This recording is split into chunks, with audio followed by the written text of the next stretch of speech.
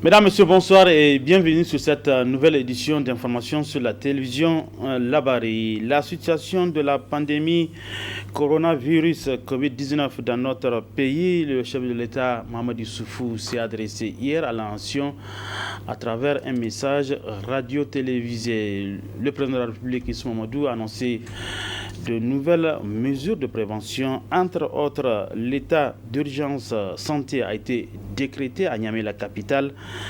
Un couvre-feu a été instauré également à Niamey. Suivant un extrait du message à la nation du président de la République, Issoufou Mahamadou. Je demande au gouvernement la reconduction des mesures précédemment prises et la mise en œuvre des mesures supplémentaires suivantes. 1. Renforcement des prières sur toute l'étendue du territoire. 2. Proclamation de l'état d'urgence sanitaire sur toute l'étendue du territoire national à compter de ce soir, vendredi 27 mars à minuit.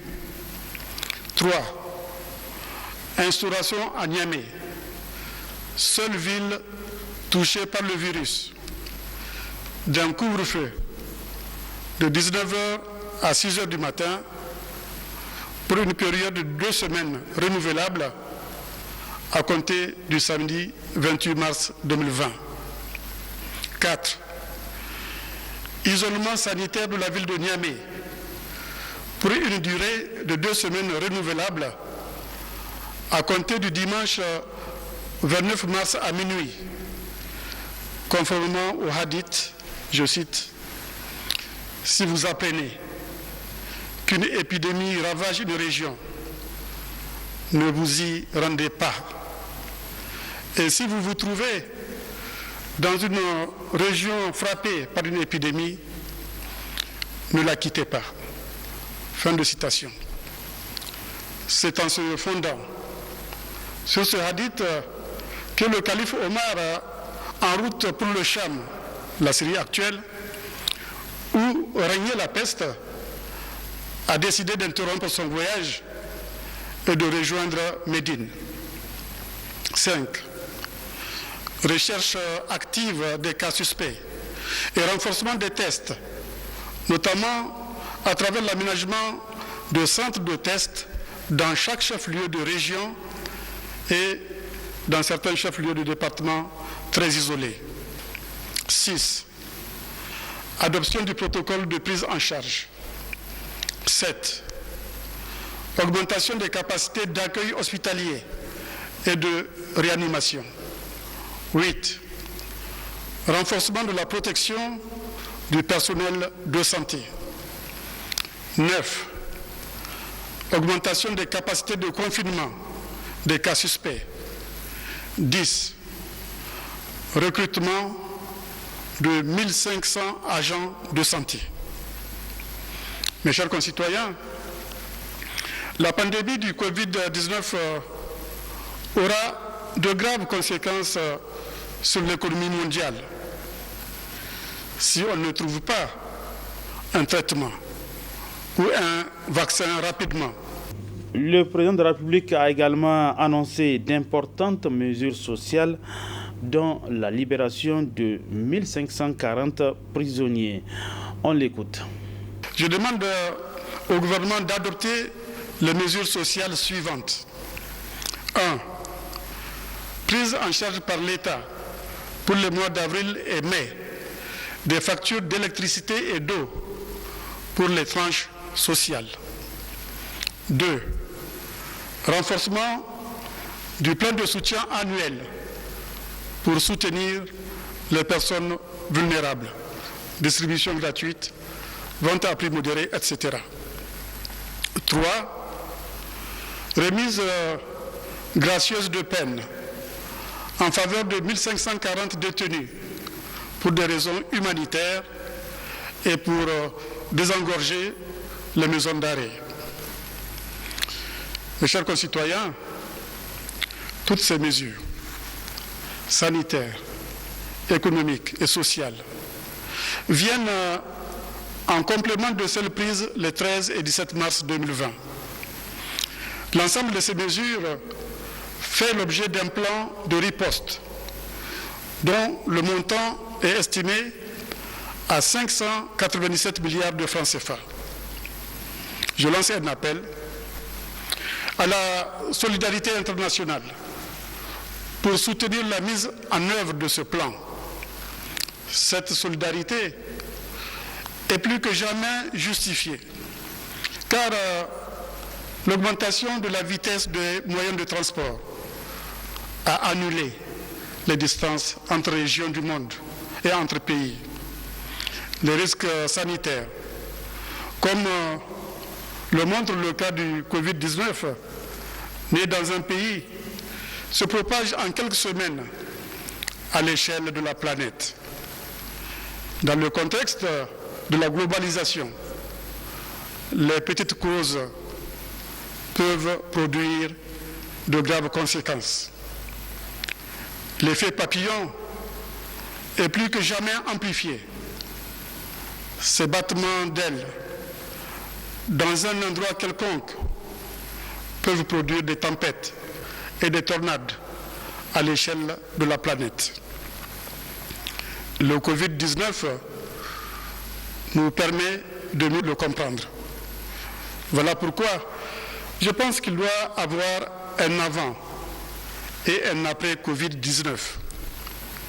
L'expérience que nous vivons nécessite la mise en place d'un nouveau paradigme en vue d'une meilleure gouvernance politique et économique mondiale. Hier, dans son message à la nation, le président de la République, Issou Mahamadou, a édicté un certain nombre de mesures à l'endroit de la population, dont celles concernant la fiscalité et l'aspect financier. Des mesures qu'analyse l'économiste Soli Abdoulaye dans ce reportage de Ali Cissé Ibrahim. Le coronavirus est dans presque tous les États du monde. À l'heure actuelle, c'est en Europe que le coronavirus est en train de commettre des dégâts avec la mort de plusieurs milliers de personnes. Cependant, le Niger, comme beaucoup d'autres pays, n'est pas épargné par le coronavirus. Ainsi, face à la propagation du virus, plusieurs mesures ont été édictées dans le dernier message à la nation du président de la République, Issoufou Mahamadou. C'est le cas des mesures fiscales qu'analyse l'économiste Soli Abdoulaye. Du point de vue économique, vous voyez bien qu'il y a des mesures fiscales qui ont été prises et des mesures financières. Les mesures fiscales, quand on les regroupe, c'est en fait des allègements fiscaux qu'on a fait aux gens. Par exemple, si vous prenez des importateurs qui désirent importer donc des produits qui sont en relation avec cette maladie-là, que ce soit les solutions hydroalcooliques, que ce soit les kits de protection, donc les cache-nez et autres, que ce soit les savons, que ce soit les touques, n'est-ce pas, qu'on utilise pour laver les mains, donc mettre de l'eau, que ce soit des produits même. Parce qu'aujourd'hui, vous savez, il y a une convention qui dit que la nivaquine, la chloroquine, en tout cas, est en train de faire son travail sur le virus du corona. Donc ça veut dire qu'il y aura des importateurs qui vont amener ces produits pour vendre, n'est-ce pas, donner aux pharmacies. Alors tous ces gens qui vont importer tous ces produits-là vont se voir exonérés des droits et taxes. Donc quand on dit droits, c'est les droits douaniers, les droits d'entrée, c'est cela. Il y a un certain nombre de droits qui sont là. Et les taxes aussi, telles que la TVA, donc ils ont été exonérés à 100%. Plus encore, en dehors des mesures fiscales, des mesures d'ordre financier ont été prises. Vous voyez bien, les banques sont les collaborateurs des entreprises, des opérateurs économiques. Si les opérateurs économiques ont des problèmes, ça veut dire que ces banques vont avoir des problèmes. Parce que le problème, c'est quoi? C'est qu'ils ne peuvent pas faire face à leur échéance au niveau des banques. N'est-ce pas? C'est pour cela on n'a pas oublié donc les banques. Les banques ont été regardées donc d'un bon œil. On va liquider les banques. C'est-à-dire, quand je dis liquider, mettre plus de liquidité au niveau des banques. Il y a à peu près 530 milliards que la BCEAO a accepté d'injecter au niveau des banques pour, elles aussi, supporter donc, le manque de versement ou d'honorer les échéances de ces différents clients. Donc, parce que la banque aussi, vous savez qu'elle prête l'argent avec d'autres banques, avec la BCEAO particulièrement.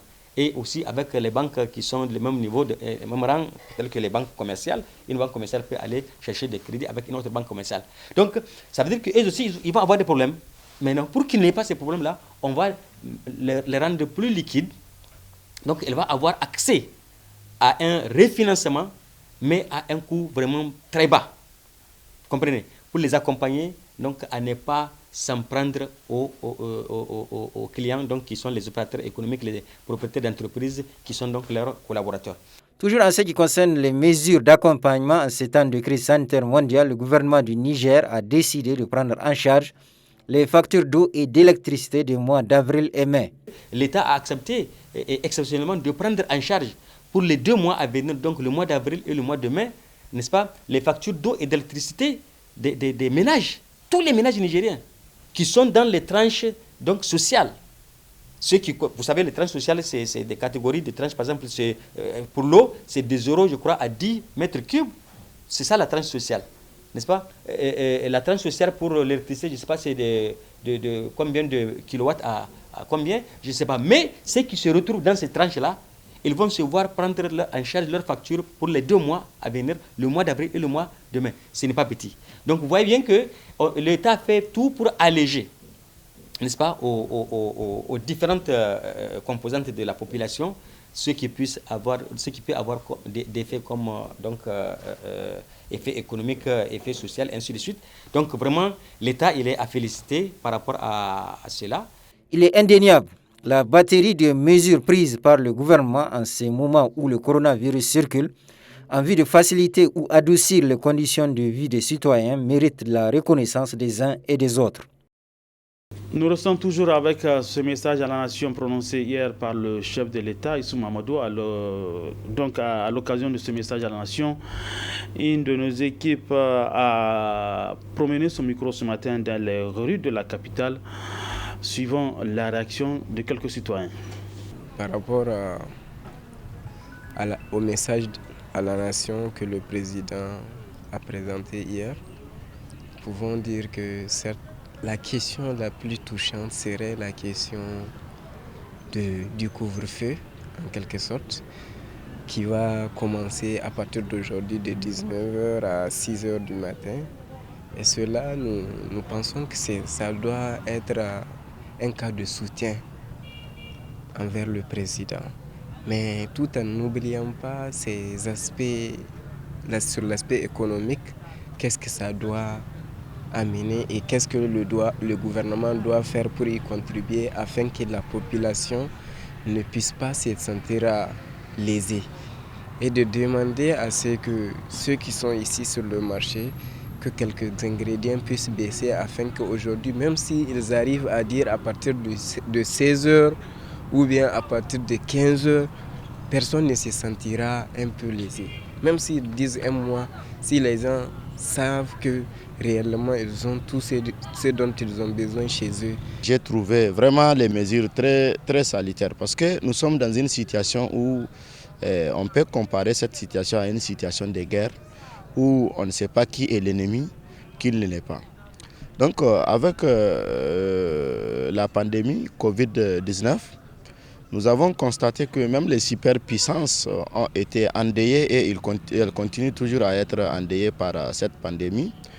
Et malheureusement, au Niger, nous avons enregistré un certain nombre de cas à travers les informations qui nous ont été données par le gouvernement. Donc maintenant, qu'est-ce qu'il faut? C'est une maladie qui n'a pas de traitement curatif. Il faut un traitement préventif. Donc il faut prévenir. Maintenant, dans les mesures, j'ai compris que le gouvernement, à travers le président de la République, du moins, a été un peu souple. Ils ont demandé un couvre-feu à partir de 19h jusqu'à 6h du matin. C'est salutaire. Seulement, de ce côté-là, ils n'ont pas pensé des cas de force majeure, les urgences par exemple. Il y a des aspects sociaux et l'aspect économique, surtout l'aspect sanitaire, et le renforcement et le recrutement des agents de la santé que la société a toujours réclamé, les Nigériens ont toujours revendiqué, vu l'incapacité de nos centres et vu aussi des nouveaux centres qui ont été construits qui n'ont pas d'agents. Et avec les 1500 agents, nous pensons que le Niger peut surmonter, moins se dépasser certaines bornes au niveau du développement sanitaire. Nous saluons cette partie. L'appel que je lance peut-être à nos militaires, policiers qui vont faire le maintien d'ordre, que les agents là mettent dans leur tête que nous sommes tous des Nigériens, nous sommes des frères, nous nous connaissons dans nos mentalités. S'agissant de l'instauration d'un couvre-feu à Niamey à partir de ce 28 mars 2020, le gouverneur de la région de Niamey a animé cet après-midi un point de presse. Je propose de suivre un extrait de ce point de presse. L'arrêté stipule que la circulation des personnes est strictement interdite pendant cette période et aux heures susmentionnées sur l'ensemble du territoire de la région de Niamey. L'article 3 fait une ouverture exceptionnelle pour permettre l'entrée des marchandises, pour assurer les évacuations sanitaires, pour permettre les missions des forces de défense et de sécurité, également les missions des autorités administratives, les déplacements du personnel de la santé pour le suivi des malades, pas seulement atteints de coronavirus, mais ceux qui sont dans les hôpitaux et dans les maternités. Également les pharmacies de garde, les brigades sanitaires d'hygiène et d'assainissement de la ville de Niamey, qui ont pour mission de nettoyer la ville à partir justement de ces heures où les gens circulent moins. Également les services de la Nigélec, de la SIN, pour rétablir le courant ou l'eau, l'éclairage public, l'ANAC, c'est-à-dire l'agence de l'aviation civile, parce qu'il y a des avions qui doivent atterrir avec des produits pharmaceutiques, du matériel militaire ou des marchandises en provenance de l'extérieur. Également, mes amis, une concession spéciale est faite pour vous, les radios et télé privées et publiques. Parce qu'on sait que pour l'information et la formation de la population, vous êtes tenus de courir de gauche à droite à la recherche de l'information, la vraie. Et c'est pour cela que nous nous sommes entendus pour vous autoriser de circuler, mais à condition que chaque maison de presse ait son badge, que chaque maison de presse, tout comme les imprimeries et certaines agences, s'adressent à nous, gouverneurs, en déclinant la liste du personnel de permanence, ou les véhicules de fonction, c'est-à-dire dans lesquels vous êtes censés assurer la mission. Ainsi, vous serez autorisés à circuler. Parmi les mesures supplémentaires annoncées par le président de la République pour protéger la population du Covid-19 figure le recrutement de 1500 agents de santé, dont 300 médecins. Une décision saluée par les syndicats du secteur de la santé, bien qu'ils jugent insuffisants les 1500 qui seront recrutés. Le reportage est signé Ariad Salah. 1500 agents de santé, dont 300 médecins, seront recrutés. C'est l'une des mesures sanitaires annoncées hier par le président de la République dans son message à la nation. Cette décision est salutaire pour les syndicats du secteur de la santé, à savoir le Symphamed et le SUSAS, même s'ils disent que c'est insuffisant au vu de la prise en charge sanitaire des Nigériens. C'est très bien ce que le président a fait, mais c'est insuffisant au vu justement, en tout cas, des attentes. Parce que là, on est déjà dans une crise, en tout cas mondiale, qui dépasse effectivement le Niger, qui dépasse l'Afrique tout entière. Il va falloir que les gens comprennent bien que 300 médecins, honnêtement, en tout cas, au vu de ce qui se passe, risquent effectivement de ne pas suffire. Donc nous demandons instamment au président effectivement d'augmenter en tout cas la part des médecins effectivement dans ce recrutement, donc de recruter pourquoi pas 300 autres. Parce qu'au-delà justement de la crise, déjà le système aussi manque de médecins. J'avoue, il faudrait vous le dire que même les 1500, c'est une goutte d'eau dans un océan. Nous prenons acte quand on recrute, même si c'est 2 agents qui ont un poste budgétaire, c'est important. Mais au-delà, c'est que c'est insuffisant pour le besoin en ressources humaines au Niger. Je vous le dis, c'est très insuffisant. Je lance encore un appel. Il est grand temps de recruter d'autres 1500 agents. Le syndicat unique de la santé et de l'action sociale demande au gouvernement de prendre en compte tout le corps de la santé dans ce recrutement. Prenez les 1500 ou les 1000 agents dont le concours est lancé. Vous aurez une dizaine de corps qui ne sont pas pris en compte et qui font un travail qui n'est pas des moindres, tant du point de vue clinique que du point de vue promotionnel ou préventif. La répartition de ces 1000 places a été en fait mal faite. Si vous prenez les ASB, infirmiers de santé de base, mais l'infirmier de certifié fait le même travail, moins coûteux, s'il faut le dire même. Et pourtant, ils sont omis.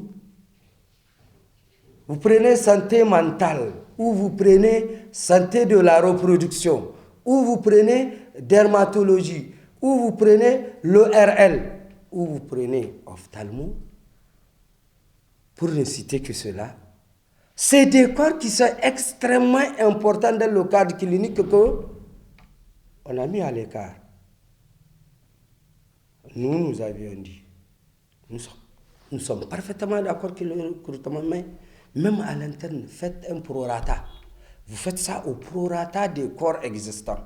Ces 2 syndicats saluent également les agents de santé et les encouragent pour le travail qu'ils abattent dans les formations sanitaires. Et j'ai profité justement de votre micro pour en tout cas saluer en tout cas le courage des agents de santé qui sont en tout cas dans nos formations sanitaires, qui sont au niveau, si vous voulez, de centres de prise en charge, qui sont actuellement en réunion jours et nuits. Il y en a qui partent chez eux effectivement vers 3h du matin, 4h du matin, pour juste avoir 2-3 heures de repos et revenir effectivement le matin pour réfléchir qu'est-ce qu'il faut faire et quoi prendre comme décision, en tout cas pour endiguer effectivement ces fléaux. Il y a lieu de féliciter l'ensemble des agents de la santé.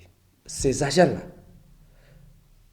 s'il y a quelque chose qui dépasse le témoignage, ils le méritent. Au vu de la gravité de la situation du coronavirus, le gouvernement doit augmenter le nombre des agents à recruter. Autre aspect de cette édition d'information, c'est un ouf de soulagement dans le secteur de l'enseignement supérieur avec le dénouement hier du bras de fer qui oppose le SNEX et le gouvernement. Les 2 parties ont pu trouver un protocole d'accord signé hier 27 mars 2020. Le reportage est de Hamza Sakou. Ce présent protocole d'accord vient de mettre fin à la grève du syndicat national des enseignants, chercheurs et chercheurs du supérieur, observée depuis plus d'1 mois dans toutes les universités publiques du Niger pour avoir revendiqué 2 points inscrits dans sa plateforme revendicative. Il faut retenir le principe de l'élection des recteurs dans toutes les universités publiques là où les conditions sont réunies. C'était le principal de nos revendications depuis 2018. Deuxième décision phare, c'est la nomination du président du conseil d'université dans toutes les universités publiques du Niger, là où les conditions de l'élection du recteur est réunies. Nous avons convenu de la nécessité d'améliorer le lien de tutelle entre les responsables universitaires et le ministère de tutelle. Nous avons jugé nécessaire de clarifier et de simplifier le dispositif des sanctions en cas de faute grave des membres de la communauté universitaire, notamment les enseignants-chercheurs et les responsables administratifs. Pour la première fois, nous avons convenu du renforcement de la fonction du chef du département. L'Union des étudiants nigériens à l'université Abdou Moumouni de Niamey, de par sa position d'arbitre, se réjouit de ce consensus qui permet désormais à ses militants de regagner les salles de cours. Nous saluons l'esprit, en tout cas de responsabilité, qui a enfin prévalu au niveau du gouvernement et du SNEX, qui sont revenus à de meilleurs sentiments et signé un protocole pour pouvoir permettre à nos universités de fonctionner. Ce protocole, il aurait pu être signé d'une autre manière. On n'aurait pas dû passer par le blocage de toutes les universités. On aurait dû faire usage de plus de sagesse et de responsabilité pour s'écouter autour d'une table et trouver une solution pareille. C'est de saluer vraiment le comportement responsable qui a caractérisé les étudiants tout au long de cette crise. Vous avez constaté, nous étions aussi qui sont démêlés corps et âme pour pouvoir rassembler les deux autour du méga comité de médiation. Et même notre sitting au ministère, c'était dans la plus grande responsabilité. Donc c'est de vraiment saluer l'ensemble des militants qui nous ont accompagnés. Notons que les deux parties ont convenu sur la mise en place d'un comité technique pour établir un diagnostic et proposer des solutions en vue de résorber le retard académique. Ainsi prend fin cette édition d'information. Mesdames, Messieurs, merci à vous de l'avoir suivi. Bon début de week-end à la maison, bien sûr. Bonsoir.